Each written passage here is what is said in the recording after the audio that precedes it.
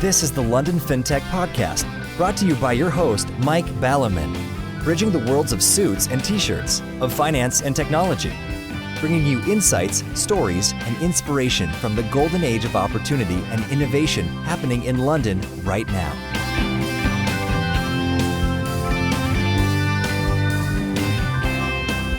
Hi, this is Mike Ballerman, and this is London FinTech Podcast, episode 190, brought to you in association with Smart and the enlistedboard.com, and I'm delighted to be joined today by Jodan Ledford, CEO of Smart USA, to talk about pensions in the US, a topic we have never covered before.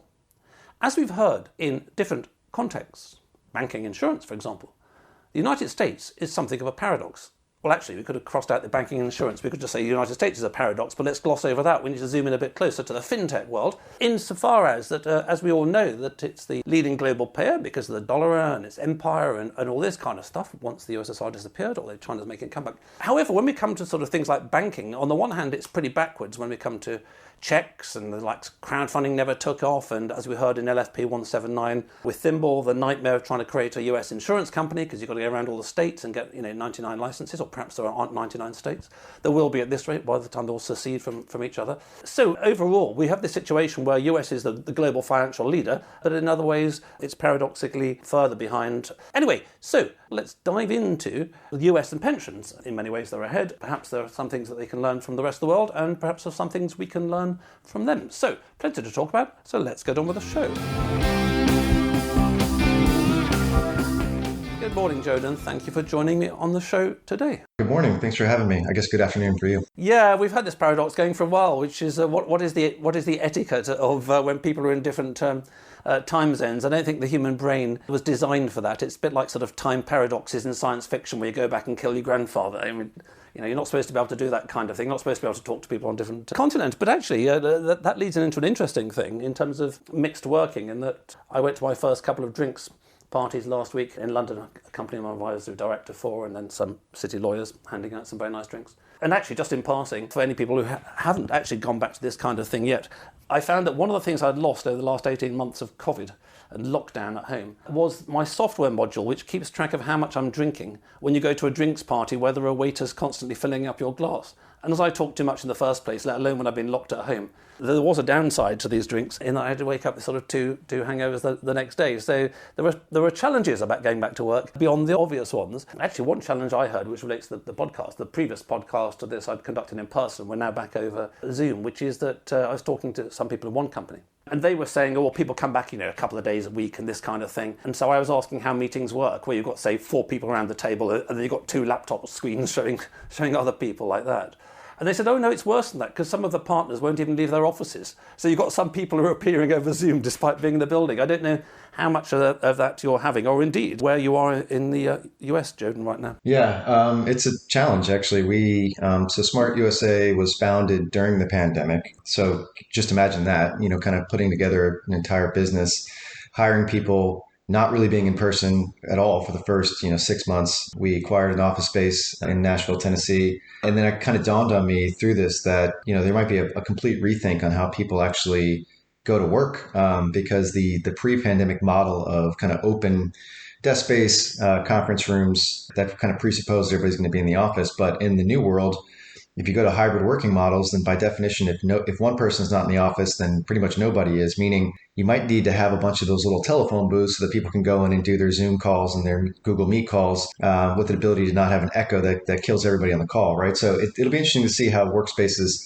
evolve, because I do think we're going to be in this mode of partially in the office, out of the office, because people have gotten accustomed to the fact that they can be productive at home, balance family life, whatnot. Indeed. Well, we shall all see. The one thing about the future is that it seems to happen of its own accord without any input from us. Although I guess we can try and nudge it in the direction of better rather than worse. So just on a trivial point, because one of the things about this period of remote London FinTech podcasting is I've learnt quite a bit about pronunciation of names around the world. So in particular, I remember that, which I didn't know before, which is that Turkish is completely phonetic. You can pronounce it as you read it, which is very useful, of course, to know some of the great value added that I give to my listeners. But in terms of American names, I have to say, Jodan, that you're the first Jodan I met. And of course, I probably committed the sort of sin that you get very bored of by now, of in some email calling you Jordan or something as a sort of a slip because I hadn't looked it up. So where does the name Jodan come from? I mean, did your parents kind of make a typo when they registered you? Or is there a long lineage going back to some country I've never heard of or something?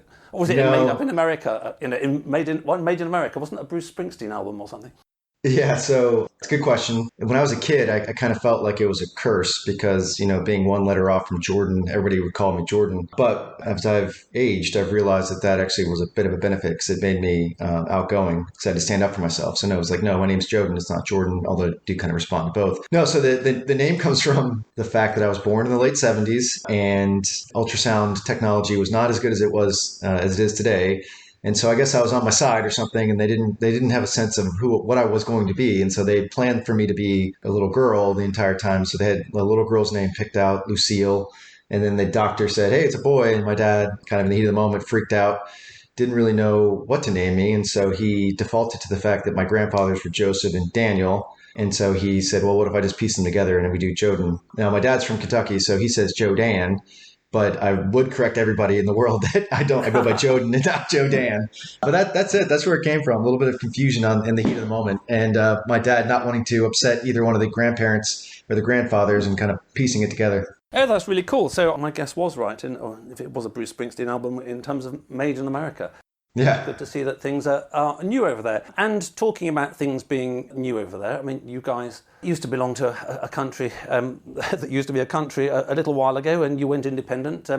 We don't actually have time to ask how that's going. As far as I can see from afar, it didn't go brilliantly well, and then it went extremely well for about 150 years, and now maybe not. But anyway, glossing over that and just sticking with the financial services, I probably sort of slighted you in my sort of killing-list imperialist way by sort of saying that America is mixed as a whole in FS, in some ways way ahead, and in some ways sort of rather behind. So maybe you just take that as a context and say, well, actually, that's roughly right or completely wrong, and then go from there to a little bit about the history of pensions in the US. I mean, I do remember, yonks ago, the 401ks or whatever, like from the 80s, long before such a thing existed in the UK, transferable pension schemes, mumble. But first, you can start, if you want, addressing my slur or just say, well, actually, it's roughly right, and then tell us a little bit about history of pensions in the US, where it's been in the past, so we understand the context of where it is today. Yeah, obviously there's a lot to cover there, so I'll be brief to the best I can in the most logical narrative I can. So way back before I became a CEO in a financial technology firm, I was trained as an actuary, as a pension actuary. And so really the retirement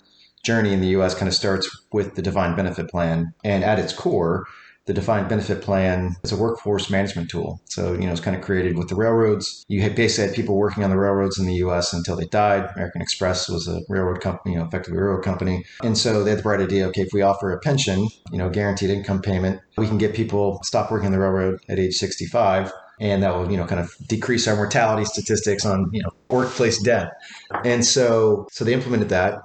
Back in, kind of in the early 1900s, the life expectancy was, roughly 70 at most. So you were talking about people working for 30 years on the railroad in exchange for a 5-year payment. And that was a good workforce management tool. So kind of fast forward, we got towards the post-war era in the 50s and 60s, and you started seeing the defined benefit become a more pervasive retirement tool for large corporations, especially those that had unionized labor, like the auto manufacturers. And so in that period of time, when you would go through union negotiations, the CEOs, we can talk about shareholder value or shareholder capitalism versus stakeholder capitalism, but the CEOs would basically say, paraphrasing to some extent, why would I pay for pay increases when I can effectively give on pension increases and kind of win this negotiation? So from a CEO's perspective, a 5 to 10 year time frame at most, they think, well, if I can keep, kind of fixed costs low, I can put a bunch of stuff in the pensions and then, I'll be gone by the time those come home to roost. And so what happened over that period of time, kind of fast forwarding a long way on the DB side, is that you had liabilities that were being granted to people. You had assets that are supposed to be managed against them. But some of the ways that we kind of accounted for pensions and some of the ways we kind of measured those liabilities, there was a disconnect between actually the way you invest in assets to meet those liabilities. And lo and behold, we had about 3 different events, kind of starting with the dot-com bubble, where, we had massive gaps between assets and liabilities. the corporations decided that, this is too much of a risk for us. We have this fixed liability that we have to pay. We don't own the assets for it. So it's a contingent call on our cash flows. So you started seeing a rampant closure of DB plans kind of accelerate in late 90s, early 2000s, and through today. Balance that out with also the true value of a DB liability is kind of staying in one place for a very long time because of the way that the benefits are granted. And it really was becoming somewhat of an antiquated retirement tool because of the fact that people are becoming more mobile on the workforce side. So that gives you a sense of like the history of the DB side and kind of how it waned and kind of the mixture of assets and liabilities. And you had the, kind of wave come out with liability driven investing that, really now is kind of become pervasive both in the UK and the US, but on runoff books of liabilities. So if you look at that kind of gives you a story of DB. Along the way, RISA was a piece of legislation that passed in the US in 1974. That was a very, very big, far-reaching legislation that covered DB, but also then kind of covered a bunch of different areas, including a little supplemental savings vehicle called the 401k. And the idea was that the 401k was used as a closure of a loophole in a supplemental savings vehicle. So sometime in the early 80s, and I believe it was Johnson & Johnson, but I could be wrong, somebody came along and said, hey, this might actually work as a pretty good supplemental savings vehicle for retirement. And so the 401k then morphed into being viewed as potentially a retirement plan, but it wasn't built from scratch to be a retirement plan. And so it is a defined contribution arrangement where, if you're so fortunate your employer provides it for you, they might provide a match to your contributions. And the idea is that, you could save on a pre-tax basis 9 or 10%. That grows a big balance as you get to retirement. And then at retirement, instead of the company saying, we're going to give you this income for life, which is what the DB did, typically at a 50 to 60% kind of replacement of your income. Basically, at that point in time in DC, it's like, hey, good job. Thanks for working for us. Good luck. Let us know how you get on with it, right? And so that's kind of the evolution. And today, the DC plan is the most, pervasive. I think 65% of assets in the US are in DC. That's going to accelerate. And so some of the dynamics that are at play at this point in time are exactly what I kind of laid out, which is, not only helping people understand how to produce income in retirement, but then also not everybody offers a 401k plan in the US. And so we have, we kind of have a massive coverage gap that also needs to be covered. There's roughly 5 million businesses in the US, and there's about 600,000 or so 401k plans. So, there's 85 to 90% of the businesses out there don't offer one. But that kind of gives you a history of where we are today and some of the challenges, looking to get more access to people and then help people understand how to create income in retirement that used to be provided to them, with these DB benefits. Wow, that's impressive. So if you ever sort of give up the day job, you can become a history lecturer, because I think you've definitely got the gold star for 2021 on the London FinTech podcast. I mean, I generally, if we go into some new area, ask a little bit about the history, and I normally have to sort of nudge guests beforehand to go back sort of more than 5 years, let alone a century. So, I mean, I understood myself over here how the things waned. I mean, I've forgotten when it was, but at some point there was some accounting standard change, which is that companies had to mark to market their pensions and liabilities. And they did that, and the board went, fuck. Yeah. Which led to the whole thing changing. So it was literally an accounting change. I don't know the background to what led to that accounting change, but it's presumably the process you've spoken about. And it was very interesting to hear about the origins in the early, about 100 years ago, of pensions, and then how they were used. And when you were talking about CEOs preferring to give to unions or whatever in negotiations pensions because they're sort of, on the never, as opposed to cash, which is today. Yeah, and I think I don't mean to interrupt, but I think one thing I meant to mention on that is kind of when the chickens came home to roost. So I mentioned that when the DB benefit came out, 65, and then the average life expectancy being less than 70 or 70.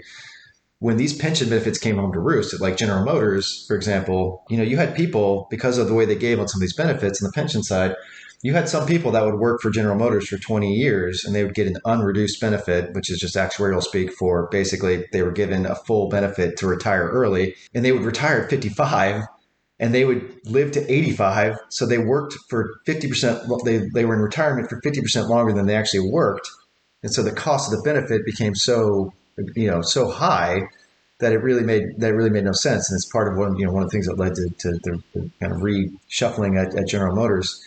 And so you just start seeing how unintended consequences come out because of how things evolve with respect to lifespans or whatnot. And so, yeah, it is, you kind of have to go back to the beginning, because from the beginning, in its purest sense, it's a really good benefit. People should really want retirement benefits. Yeah. But the dynamics of the math and the economics gets flipped when you're paying for, 30 years of retirement versus 5.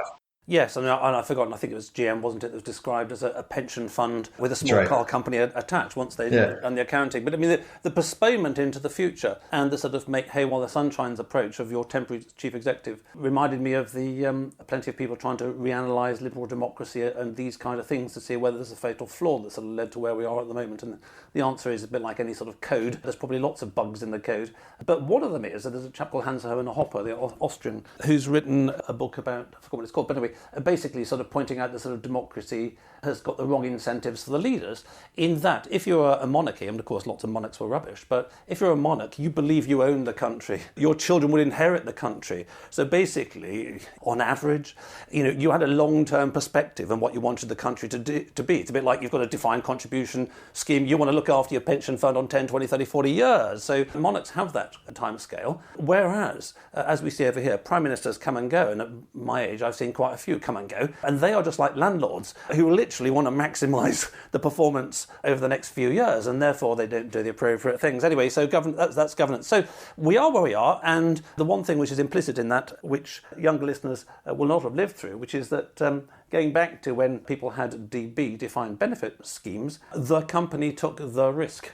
So, I knew people who retired from climb walls in the 90s. I remember playing golf with some of them in the early 2000s. And they were on 80% of final salary, which was the salary you had at the age of 60, which was bloody good, And good for them. They lived fantastically, went around the world first class on holidays and all that kind of stuff. Now, these days, you join the workforce now, you won't get any DB scheme in the UK unless you're bloody lucky. And you've got a pot of money. And, okay, you've got a pot of money. That sounds nice. But then, of course, all the risk is on you. And then when you come to the other end of the spectrum, like me and my buddies, you've got the whole problem about how on earth do you invest it, especially with the crazy outlook for inflation, etc., etc. So there's been a massive risk transfer. So we are where we are. So in terms of the structure of the US pensions industry at the moment, I assume that, like in most countries, most of the market is owned by a very few players. Yeah, that's correct. I mean, one of the interesting differences, so the UK, you kind of mentioned this in your opening, maybe foreshadowing, but what's old is new again. We're antiquated in some ways. We're ahead of the schedule in some ways. When it comes to the pensions market, we can look at the UK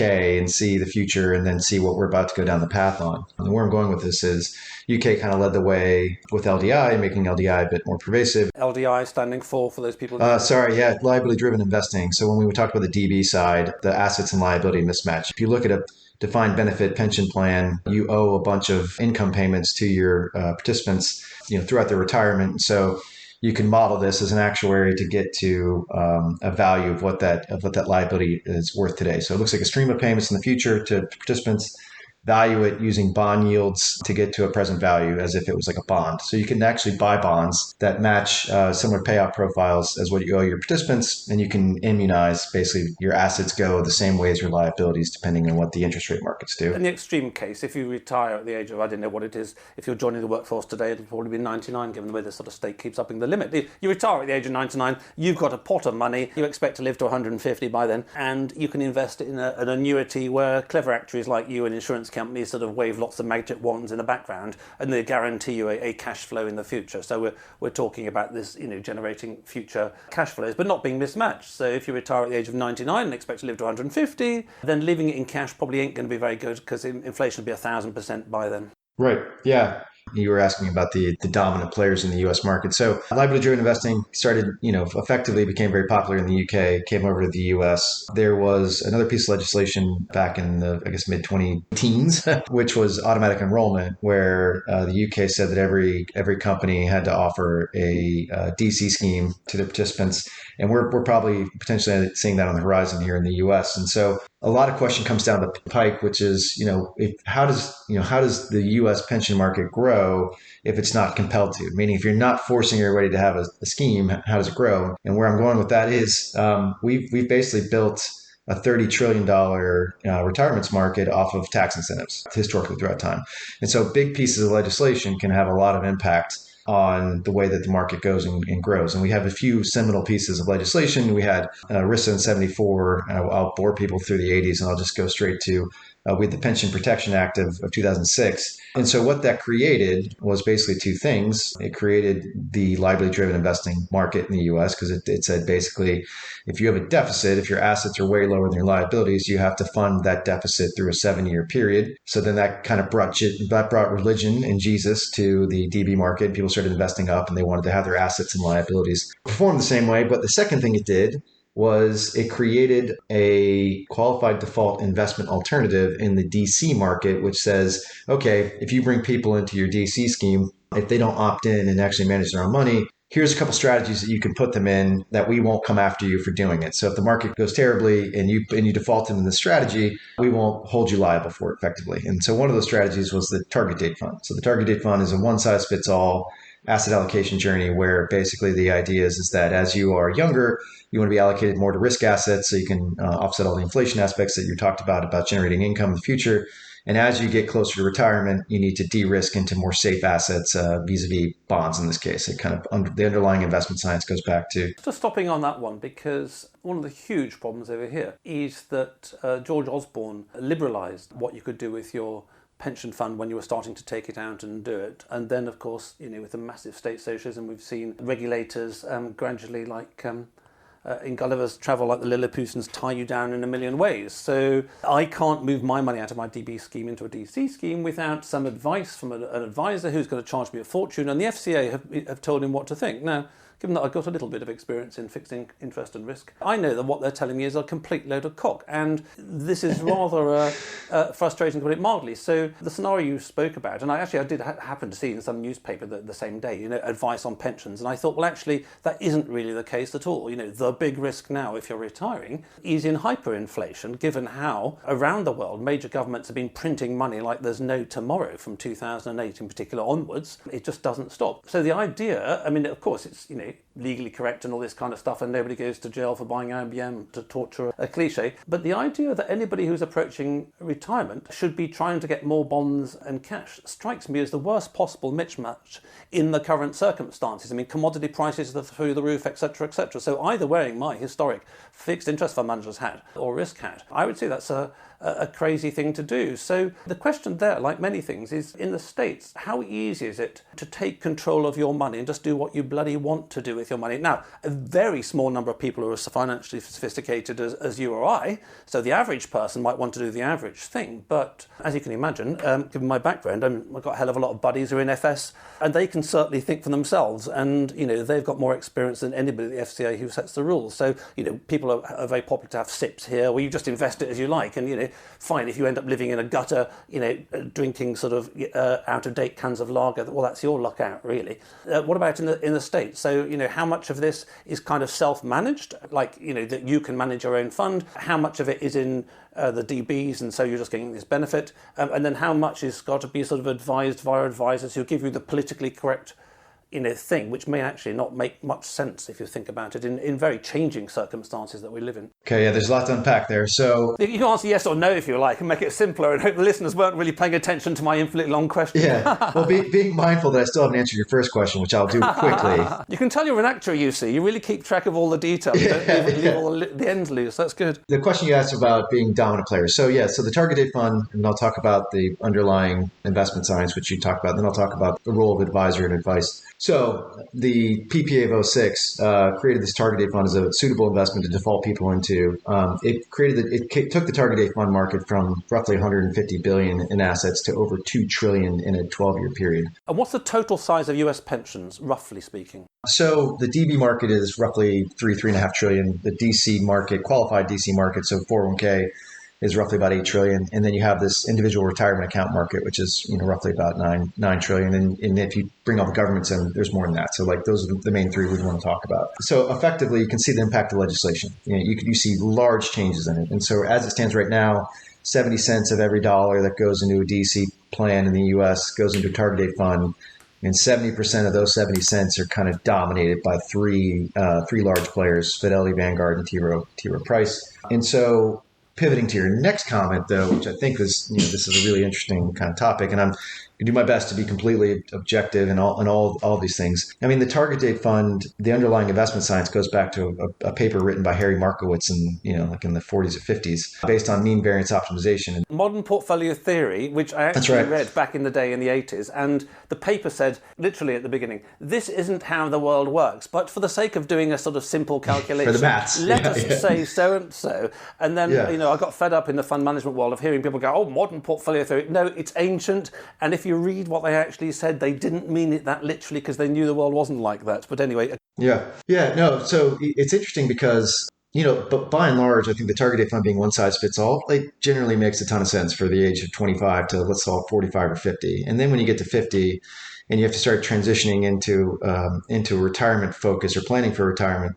really the dynamic of the math problem becomes about generating income, because as you mentioned, one of the greatest risk transfers in history is going from a DB market where me company owe you money until you die to a DC market where me company might be able to invest alongside you, but when you get to retirement, off you go and good luck. And so from that perspective, the actual mean variance optimization in modern portfolio theory might be running a disservice to some of these folks as they approach retirement, this one size fits all solution, which is why you're seeing things like hybrid target date funds come out, where you're starting to get more managed accounts and advice to help people generate income or focus on income. But if you actually read the regs, effectively changing a lens into an income lens is a challenge because it's written basically about bonds are less risky than equities. But as you mentioned, low interest rates, risk of hyperinflation, bonds could be a lot more risky. The riskiest asset class. Yeah, right, exactly. And so I think you're starting to see a bit of evolution here. The other issue is that, you and I and probably your listeners, we all have thoughts on, asset classes in the future, but the majority of people who are on these plans do not. And so we need to be able to create outcomes for them that the underlying investments feed into. And it's not about what the actual investments are. Meaning, when you get to retirement, if a targeted fund, you might be down to 40% equities and 60% fixed income. But if you actually look at the way that you would want to generate income in the future, and you mentioned, insurance companies and generating income and whatnot. I mean, insurance companies don't go out of business for a reason. It's a spread game. They make more money on their assets and they have to pay out an income. But that asset allocation is going to look a lot different than maybe what the one size fits all targeted fund size is. And so, we've had this market in the US, I guess, so putting a pin in that, I think when you get to retirement, people might be surprised that you might need a lot more equities than you think because you're alive for a longer investment horizon than originally anticipated with retirement. And you need to generate enough return to offset inflation, especially if you get into like a hyperinflationary period. And so it's going to require solutions, and there's no one size fits all because everybody's, kind of circumstances different than everybody else's. And so I think, with the rise of technology, with the rise of personalization in every single form or fashion on your, on your phone or on your computer, we're going to expect to need to have tailored advice that can be delivered from a mass perspective. And that's going to have to rely on technology. And so, I think that's where the future is going.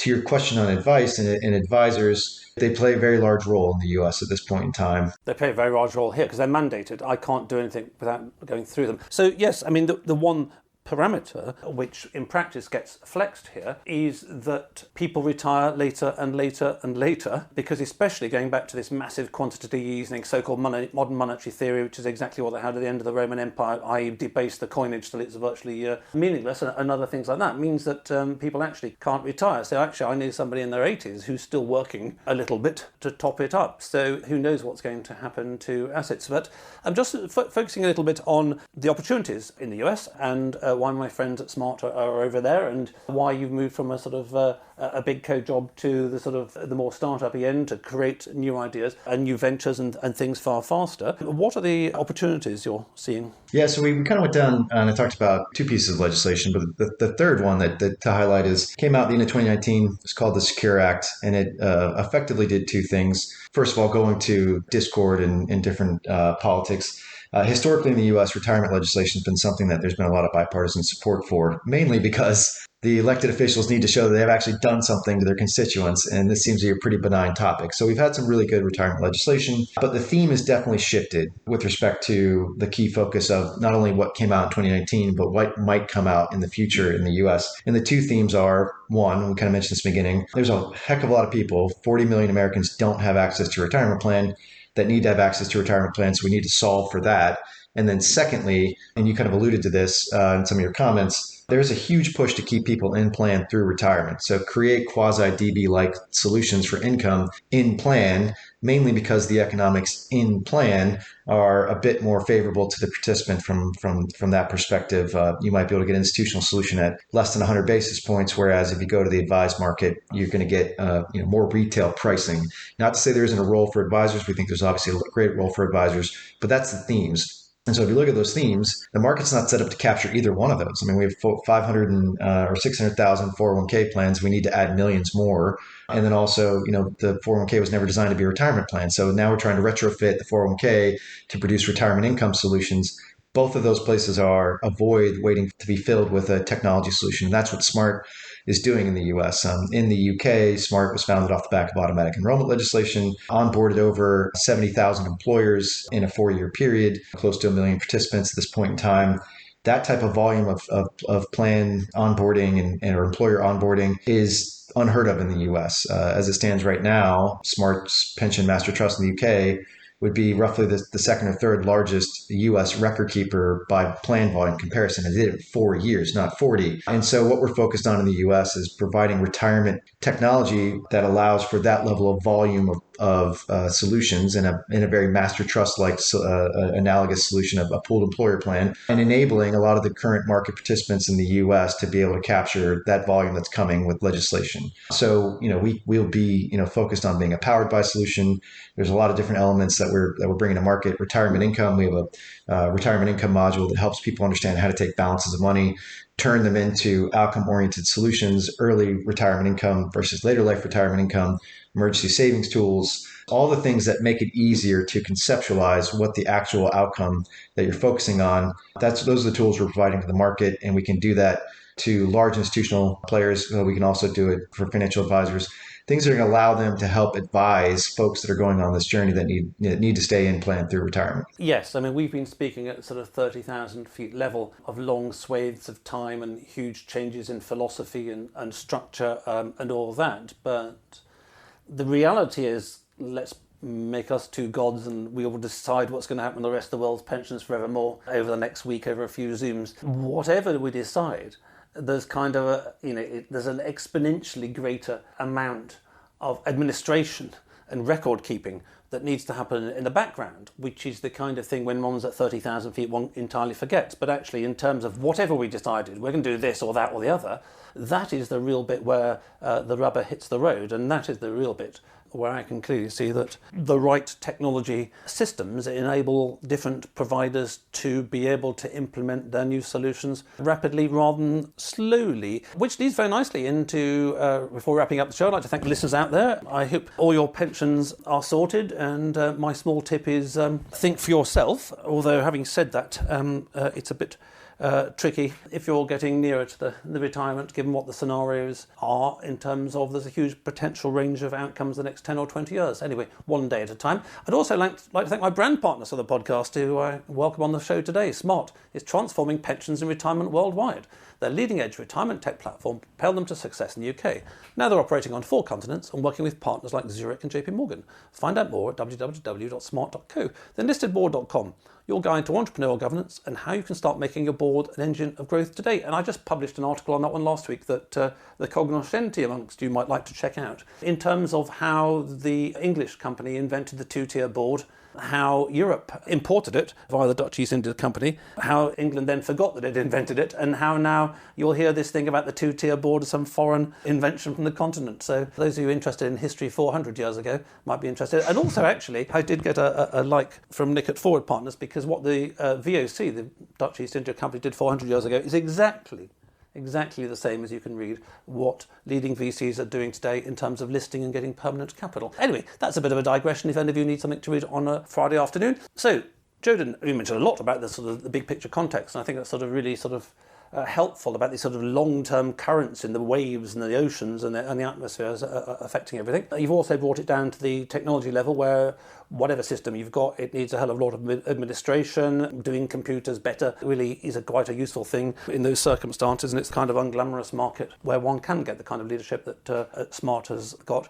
What would you like, by way of flag waving and shout out, to say for the dessert course in terms of what can empower Smart worldwide, but in particular Smart in the US on its mission to help whatever happens, but all of us people who end up with pensions? Yeah, I mean, I think, this is meant to be talking all about what we're doing, which is great. But I think one thing that will probably be of interest to your listeners is just the sheer gaudiness of some of the numbers that could be unfolding with the current legislation. So, if you think about 40 million Americans needing access, if you got a majority of those giving access, that could introduce an additional $5.5 trillion, according to PwC, in the next 10 years into the market. There's another $4 trillion to $5 trillion that's sitting in pre-retirement assets in the DC world that, if they're forced to stay in plan, presents a brand new kind of retirement income challenge that new market solutions need to be created for. And so this saturation of the three largest players in the market, there's a real chance for disruption in the future. Disruption can not only be in technology perspective, but it can also be an investment manager perspective. And so I think you're going to see a lot of change, and money in motion is where, and money entering the system is where you can see a lot of opportunities for those to come in and help create the solutions of tomorrow. And so for us, Smart, those objectives are pretty good. I mean, obviously, we've got the demonstrated capability of being able to deliver volume of employers onto pensions platforms to be able to help people save for retirement, which is the ultimate goal. And then also having the retirement income capabilities to help participants understand how to create income, kind of almost a do-it-yourself DB type solution, but then also allow other market participants who have that brand, you've named a few of them in talking about our partners, and being able to give them a seat at the table to say, this is how you create income, and this is the trusted name. Smart's there to be able to enable all the trusted names to be able to deliver upon that. And I think, if we do a revisit of this podcast in 10 years' time, my guess is I'll get some things right, I'll get some things wrong, but ultimately you're going to see a huge shift on how people ingest advice and how people actually ingest their pensions income.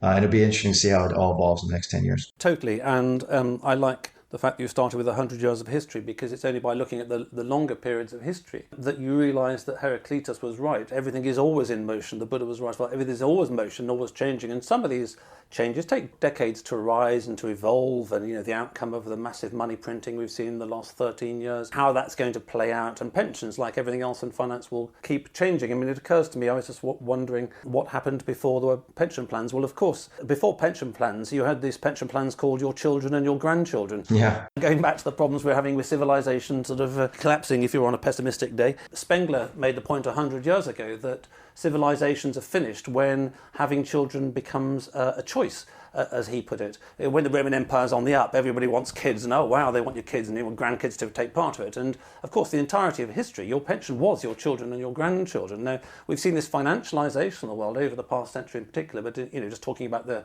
UK post-World War II, the state took over as the sort of the parent. We'll look after you from cradle to grave, and that must be one of the factors that's led around Europe to the population growth being 1.4 per woman rather than 2.1, and it needs to be even stay steady. So the Europeans are literally disappearing. But now that the state is getting much more social credit scoring-like, which is, you can't have your state pension unless you get sort of 15 updates on your vaccination before lunchtime kind of stuff. maybe that, I think you're totally right on 10-year view, but and I don't think I'm going to make a 50-year view, but if we could replay this one in 50 years, or my grandchildren have taken over the podcast by then, and maybe in 50 years, the conversation of my grandkid when they're doing the podcast is that, and so over the last 50 years, grandchildren replaced the DB and the DC, but that's some time off, and hopefully a time scale I didn't have to worry about. And in the meantime, there's a lot of time between now and then, and unless you've got sort of a dozen grandchildren who you're nice to, and who will be nice to you in the future, you need pensions. The world of pensions is changing, and as everywhere else in FS, technology has got a great part to play in enabling that. So I'm, of course, very pleased to have Smart as my long-term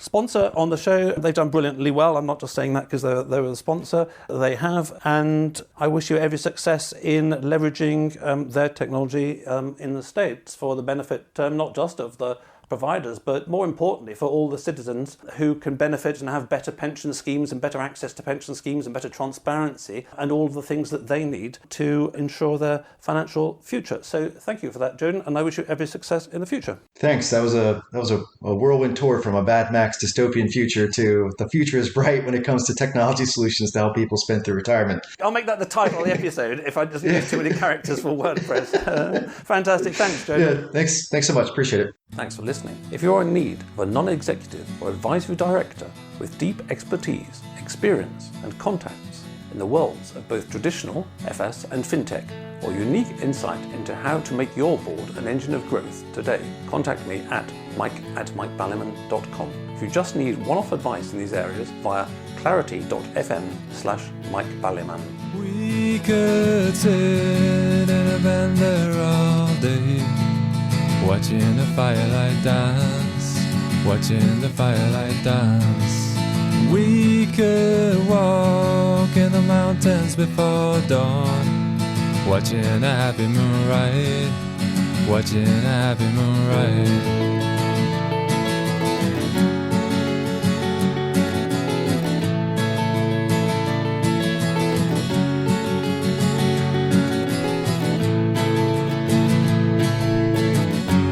Come away from the city, with the tarmac so dead and the people so sad. Come away from the city, with the faces so grey, with the pain of the everyday.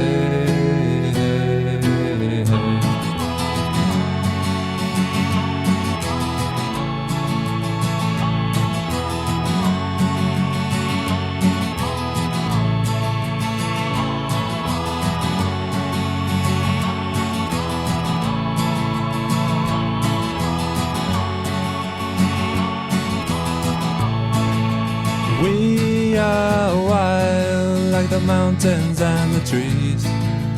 Can you see what I mean? Can you see what I mean? We fade in between the earth and the sky. Kiss the city goodbye, wave the city goodbye.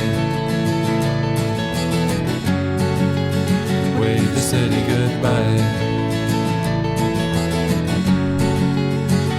The city goodbye. Watch the firelight dance with me. Watch the firelight dance with me. Watch the firelight dance with me. Watch the firelight dance with me. Watch the firelight dance with me. Watch the firelight dance with me. Watch the firelight dance with me. Watch the firelight